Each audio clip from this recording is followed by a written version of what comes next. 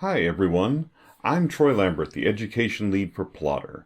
Today we're going to talk about 3 different ways for developing a writing schedule and how you can make those ways work for you. First, we're going to help you get your ideas organized all in one place. Then we're going to develop a rolling writing schedule. That's just a writing schedule that's set with various priorities, but not necessarily due dates.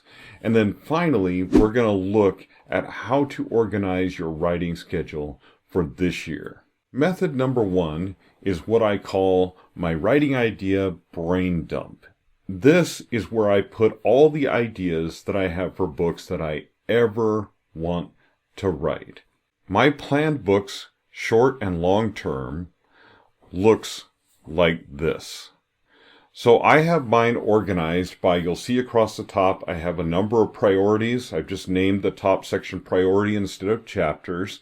And then down the left-hand side, you'll see that I have mine organized by series. I have 4 future books planned for my Max Boucher series. I have 1 more for my Capital City Murders series, and I might add more after that. A bunch of nonfiction, Karen and Cthulhu, which is a romantic comedy that I write under a pen name, and then the Meet Cute series, which is a series that I have planned about how serial killers fall in love.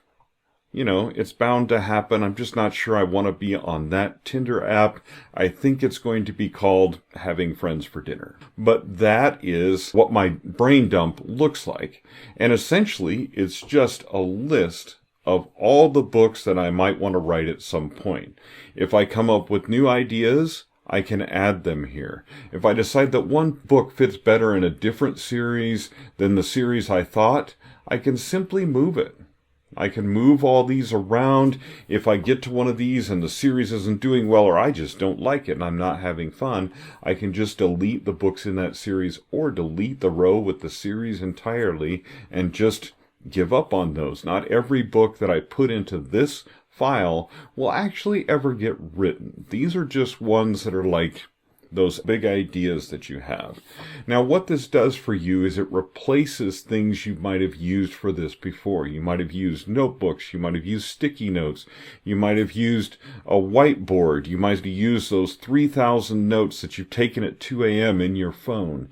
And instead of you having all of those things scattered all over the place, this brings them into one location where you can see them, you can look at them, and you can remind yourself of the things that you want to do in the future. This is the first step in getting your writing schedule organized, deciding what am I going to write. We have tons and tons of ideas, but what am I going to actually write? What's something that I actually want to spend time on? The second thing that we're going to talk about today is a rolling schedule. And all a rolling schedule is it's a schedule without dates, but just the order that you plan to do things in. So in this case, we're going to look at books in a series, but maybe you're going to not write the books in the series in order. Maybe between each book, you're going to switch to a different series so you don't burn out on characters. So we're going to make a list of the books that we're going to write, but we're going to put them in priority order. Now, let's take a look at mine. So this is what mine looks like. I have them arranged by novels, all novels that I'm going to write, or I think I'm going to write. I have novellas, and then I have nonfiction down at the bottom. Now you see that obviously I have tons of ideas, and I have these prioritized out, some of them near future, some of them longer term. Sometimes I'm writing a nonfiction and a fiction book at the same time, or a novella and a novel at the same time, right? But I don't have that established here. I just have, this is the first novel I'll be writing, this is the first novella I'll be writing, and this is the first nonfiction book that I'll be working on. Okay? Now, I have these arranged in such a way that if you look all the way to the end, you'll see that I have 17 novels planned out here. When we go back, you can see that I have 7 novellas and 7 nonfiction books planned out. Now, those might take me a long time to write, but I've got them all organized. The other thing that I do in this section is I establish some tags.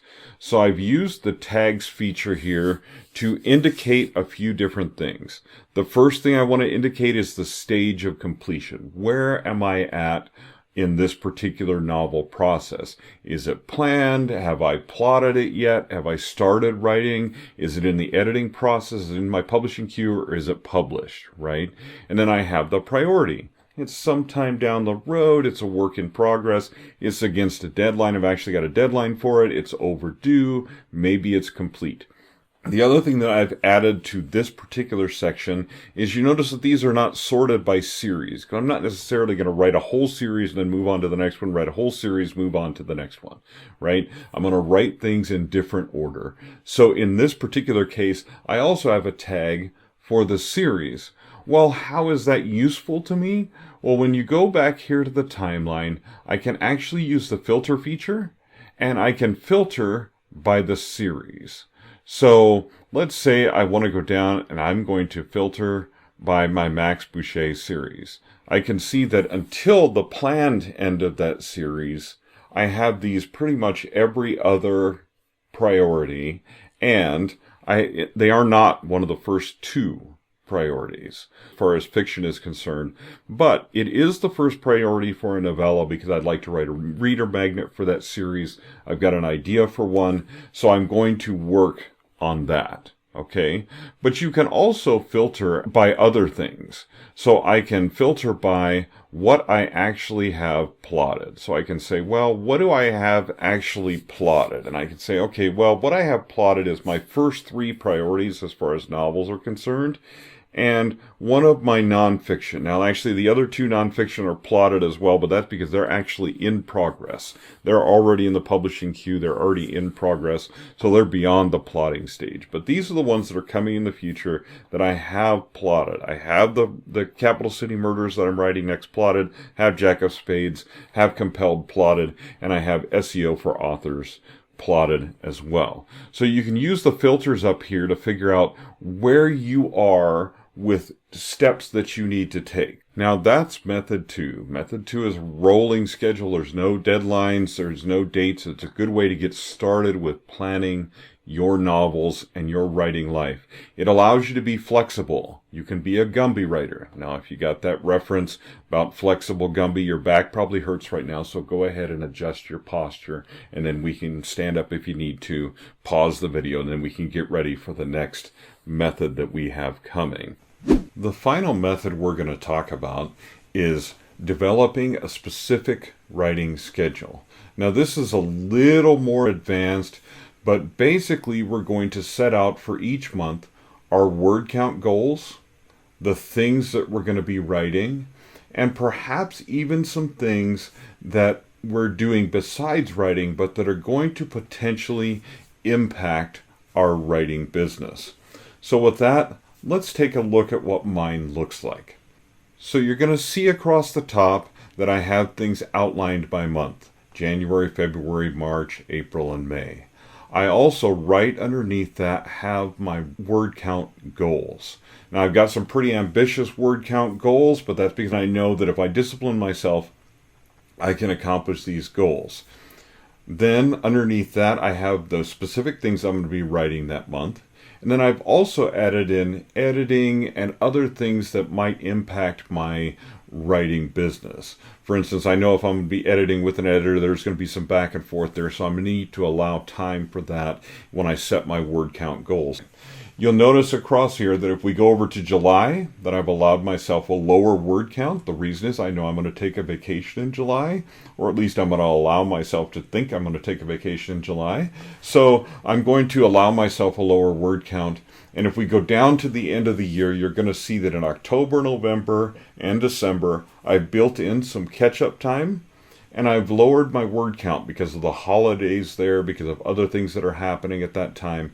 So I'm not going to hold myself to quite as high of a standard. And I've allowed myself just some blank space in case I need it. And then at the end of December, of course, I've added some time for planning for 2023. So that is step number 3. Step number 3 is setting up a very specific writing schedule for this year that also includes perhaps your publishing tasks, editing tasks, and other things that you may be doing that affect your writing life.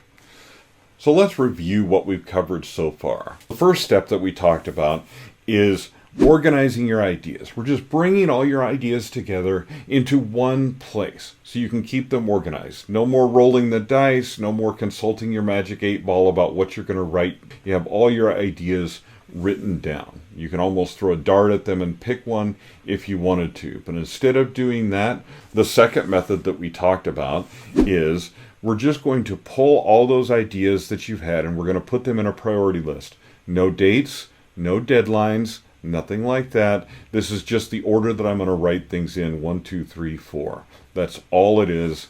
It's very, very simple, but it gives me a rolling writing schedule. When I'm done with this, this is what's next. That is method number 2. The final method that we talked about is, of course, the most detailed and the most complex, and this is where you get down to the nitty-gritty of what you're going to be doing this month, next month, and what your plans are for the year. It includes your word count, your writing tasks, and other tasks that might impact your publishing business. That is method number 3. If you have questions or you have ideas that we might not have covered here, opinions on this topic, be sure to leave them in the comments below. We always love your feedback. Thanks for joining us. We'll see you next time.